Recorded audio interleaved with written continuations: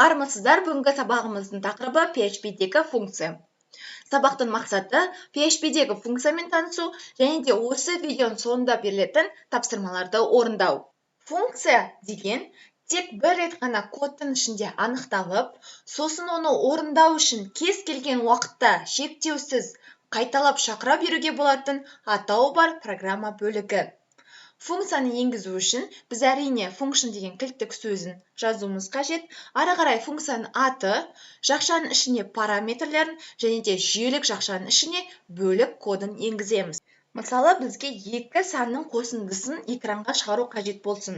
Ол үшін x айнымалысына 12 деген санды берейік, y айнымалысына 35 деген санды берейік.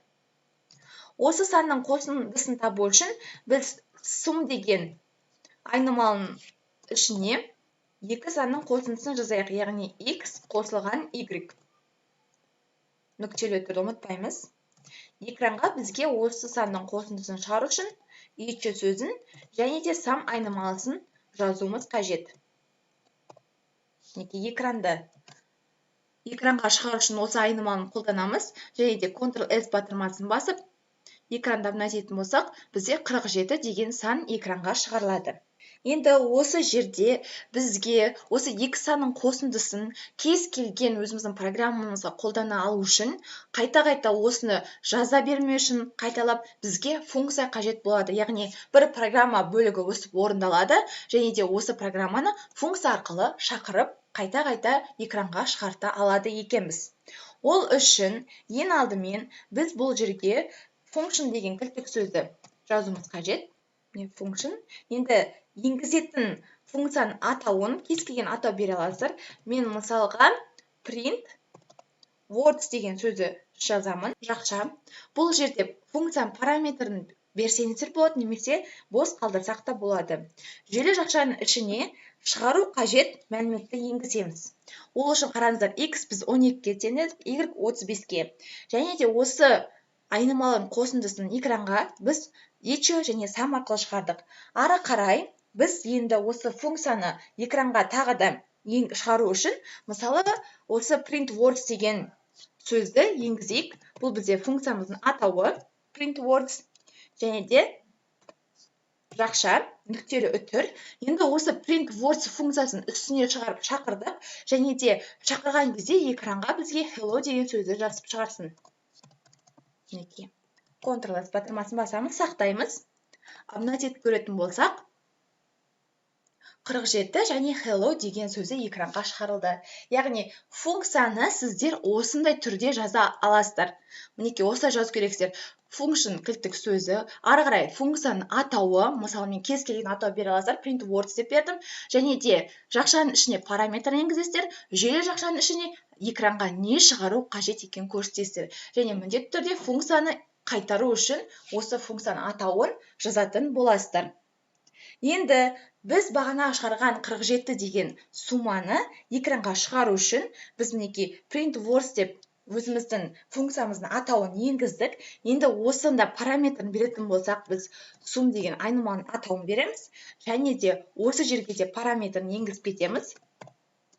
Сонымен қатар экранға енді бізге hello деген сөз емес, осы екі айнымалының қосындысын шығарып берсін. Сақтаймыз. Экранда мынайтеді көретін болсақ, 47 деген сан шығарылды. Енді бұл жерде тағы да each деген сөзді өшіріп тастайық. Экранға қайта-қайта шығарудың қажеті жоқ. Біз функция арқылы экранға шығарамыз. Мінекей. Қараңыздар, бізге қажетті код осы. Енді осыны біз функция арқылы экранға шығарып отырмыз. Сіздер осыны қайта-қайта жазып экранға each деп шығара берудің орнына бір рет код бөлігін жазасыздар, одан кейін осы кодты функция арқылы шақырасыздар. Мінекей, функцияны енгіздік басындағы және де осы функция арқылы экранға шығарып отырмыз. Функцияны шығаратын тағы да бір мысалы бар. Ол үшін function деген сөзді тағы да жазамыз. Яғни функцияны енгізетін ол үшін болғандықтан function сөзі ары қарай maths дейік. Яғни біз математикалық операцияларды орындаудамыз.